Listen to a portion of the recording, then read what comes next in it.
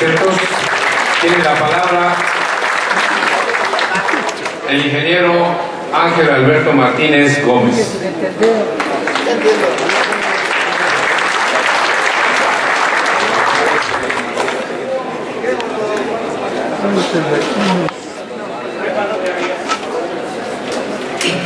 Buenas tardes, compañeros. Agradezco a los organizadores de este evento y a los presentes la oportunidad de poder exponer algunas reflexiones acerca de la situación que guarda la explotación de las energías renovables en nuestro país. El tema que propusieron los organizadores del evento es el que pueden ver ahí en la proyección. Se refiere al estado de desarrollo y producción de las energías limpias para la generación de electricidad. Siguiente, por favor.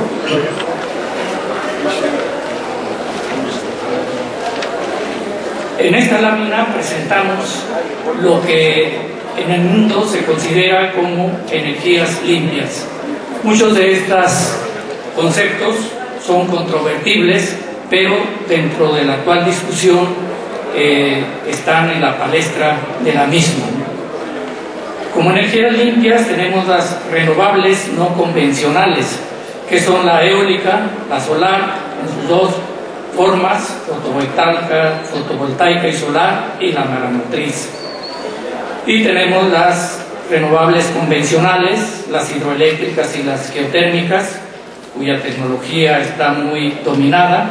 Tenemos la energía nuclear y la captura de dióxido de carbono.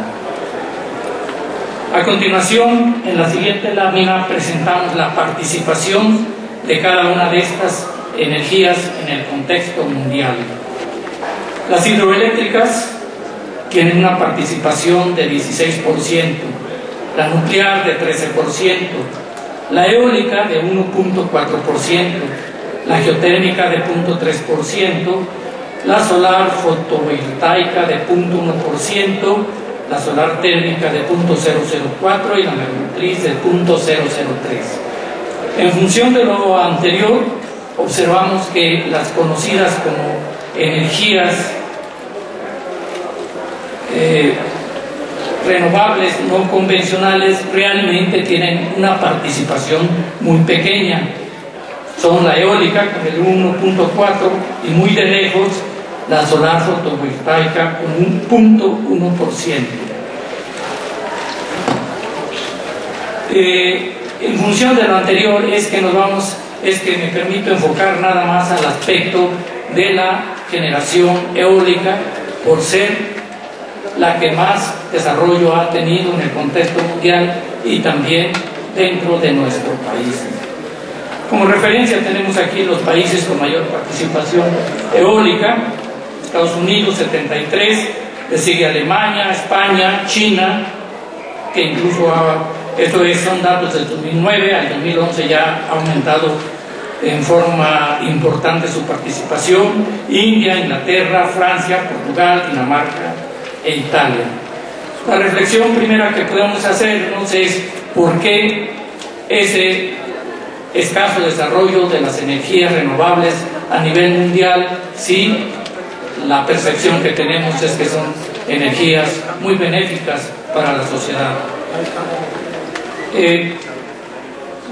Considero que son dos las razones por las cuales ha tenido ese escaso desarrollo. Uno es que las energías renovables no se encuentran en todos los sitios y no en la cantidad suficiente para que puedan constituir una alternativa que desplace otros energéticos con los que se genera electricidad. Y la otra es que, dado su desarrollo tecnológico y el volumen de su explotación, son energías cuya electricidad generada por las mismas resulta todavía muy cara. Es muy cara a nivel mundial, y los países en que se ha desarrollado ha sido debido a que el Estado ha proporcionado apoyos a los generadores de ese tipo de energías para que estos proyectos puedan ser rentables. Así ocurre en España, en Francia, en Alemania, en donde se les paga la energía con un sobreprecio que aporta el Estado. México no es la excepción. En la siguiente proyección, la siguiente, por favor, para poder... Aquí tenemos, y voy a comparar los precios de un mismo tipo de productor, que es el productor independiente de energía. Los que la producen con gas natural, el precio de generación es de 0.65 pesos por kilowatt-hora, mientras este mismo tipo de productores que se encuentran ya operando en el istmo de Tehuantepec, la adquisición de esta energía cuesta para CFE cuesta 1.1 pesos por kilowatt-hora. O sea, ahí podemos ver la diferencia entre el costo de la generación de una manera y de otra. A continuación, me permito presentar los beneficios y debilidades de energía renovable. Los beneficios, pienso que ya todos comparten este conocimiento, es que evita las emisiones de CO2 a la atmósfera, con lo cual se evita los efectos del cambio climático, de las cuales el CO2 se le atribuye la mayor componente para producir ese efecto. Y se evita el consumo de energías no renovables, o sea, combustibles fósiles. Las debilidades es que es más cara la generación de electricidad, como lo mencionamos, es intermitente, o sea, no podemos disponer en cualquier momento de ella, lo que obliga a tener instalaciones de respaldo y ocasiona impactos sociales a las poblaciones donde se establecen los proyectos. Dentro de este contexto, en México la política pública ha sido la de desarrollar este tipo de energías, pero considerándolo como un coto específico para los generadores privados. Y nuestro marco jurídico en el que se ha dado y la propia práctica de la política pública nos prueban esta situación. Aquí podemos reconocerla en la ley para el aprovechamiento de energías renovables. Me permito, ahí pueden leer el artículo primero de esta ley, y me permito solo destacar lo siguiente.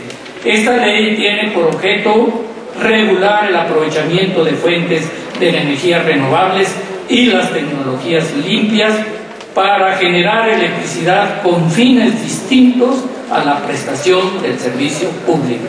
O sea, esta ley no es para promover las energías renovables por parte de los organismos del Estado, es para promover las energías que no pertenecen al servicio público, y que de acuerdo a la ley del servicio público sabemos que esos esquemas que no se consideran servicio público son los productores independientes de energía, el autoabastecimiento, la exportación. Entonces esta ley está hecha para ellos, coincidiendo con la tendencia internacional.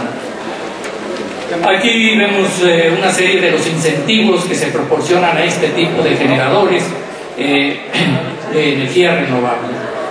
La siguiente, por favor. La adquisición de energía a precio mayor que la generada por el sector eléctrico nacional. Ya lo presentamos anteriormente de qué orden es esta mayor diferencia. Obligación de adquirir toda la energía que se genera.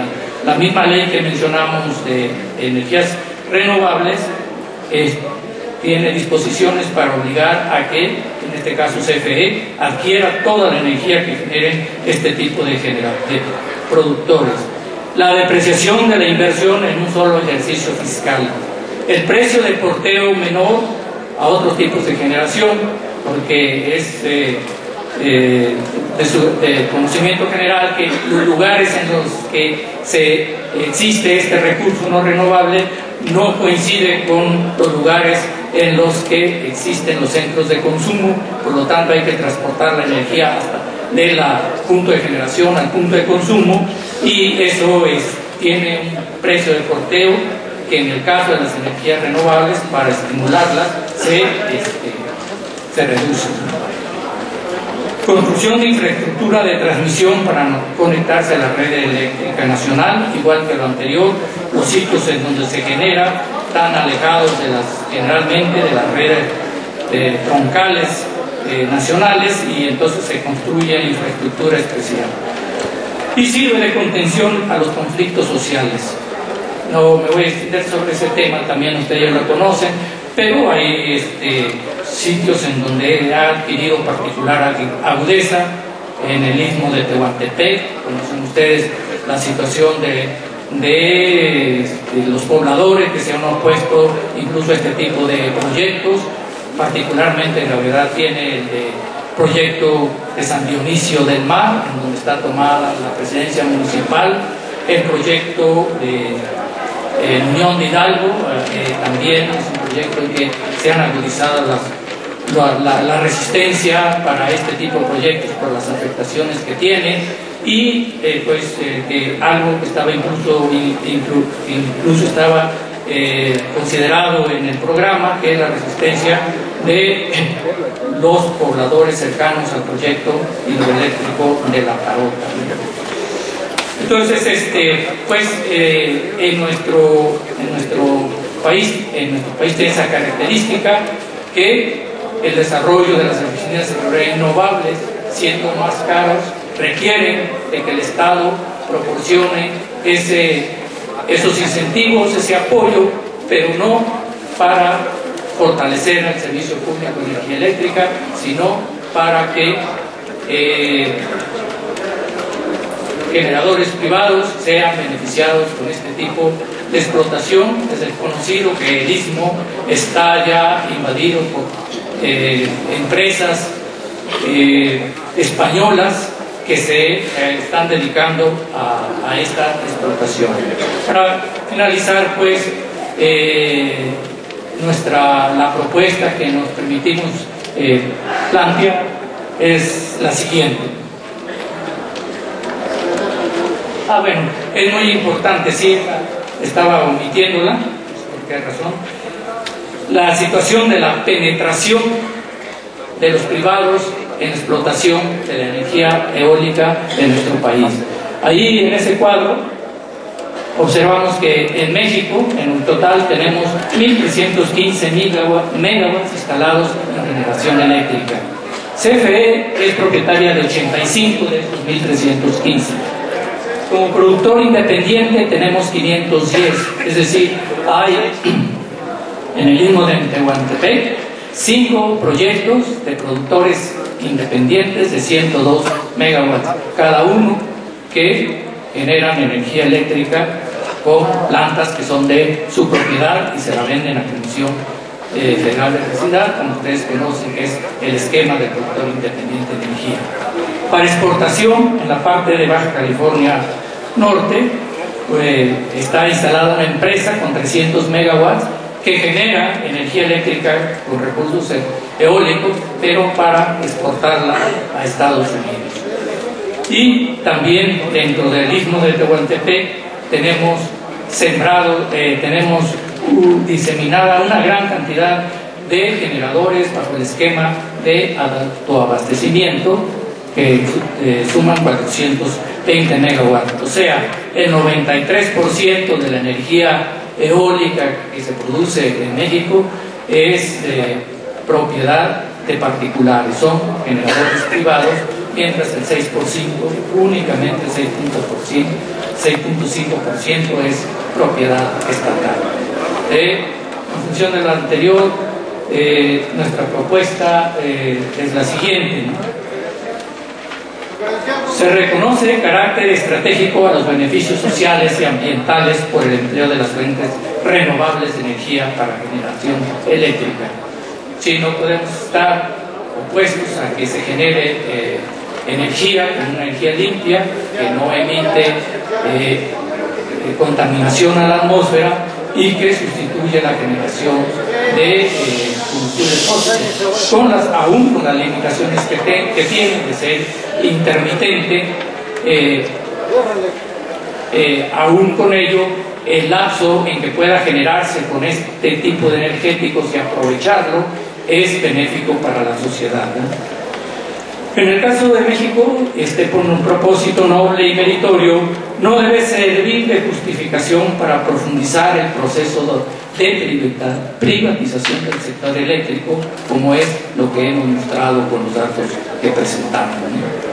Puesto que se trata de recursos naturales y cuya explotación para ser rentable requiere del apoyo del Estado, nuestra propuesta es que dicha explotación debe formar parte de una política pública y que el Estado debe efectuar las inversiones necesarias para su explotación en gran escala y que los proyectos beneficien a la población involucrada en los mismos, respetando su entorno social y su identidad cultural. Como corolario de esta presentación podemos observar que actualmente la política pública de explotación de las energías renovables va en sentido contrario a permitir el acceso de la población al servicio eléctrico y va en sentido contrario a llegar a establecer como las bases reales para que el derecho a la energía realmente se lleve a cabo. Con esto es el material las reflexiones que tengo intenciones y se han cumplido de presentarlas a ustedes.